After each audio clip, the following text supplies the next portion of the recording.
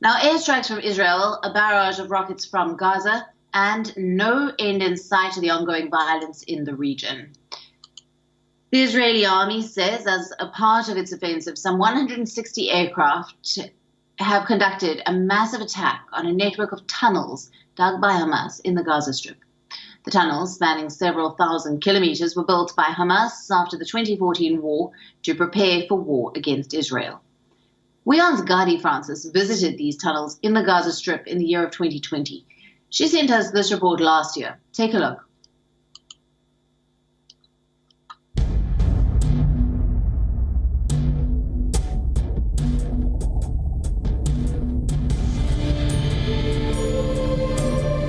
This is a part of the world where I couldn't have reached without going through underground tunnels.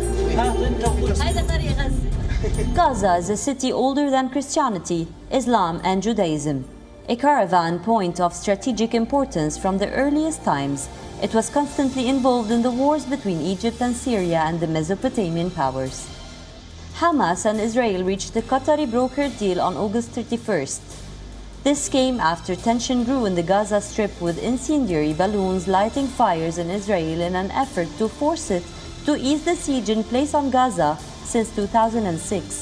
So with the latest understanding, will the 14-year-old siege end? What has been Gaza under siege? We bring you to a throwback from the year 2013, as the situation till date remains the same. Today, amidst the Israeli-Palestinian conflict still on, Gaza is a besieged strip measuring 360 square kilometers. The only way there is through Egypt, so I flew to Cairo first. From Cairo, with an Egyptian taxi driver crossing over the Suez on a bridge named Peace Bridge, we reached the Sinai Peninsula.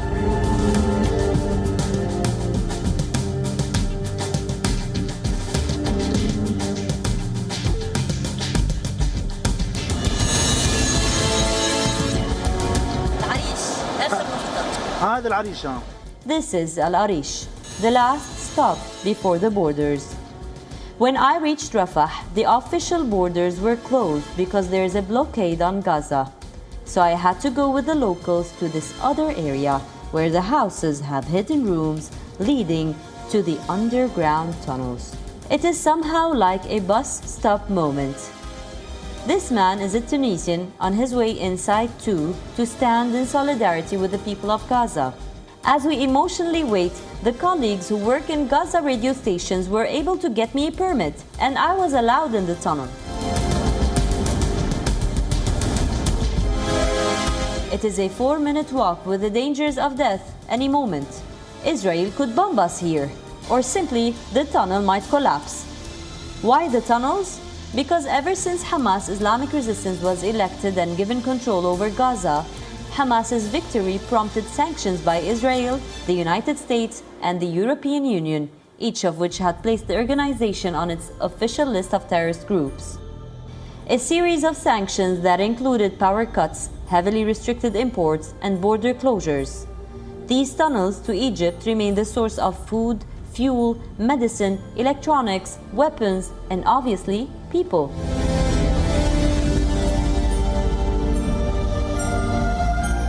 Inside Gaza, the only self-governed Palestinian piece of land, we get to have a closer look on what Hamas is and how it governs.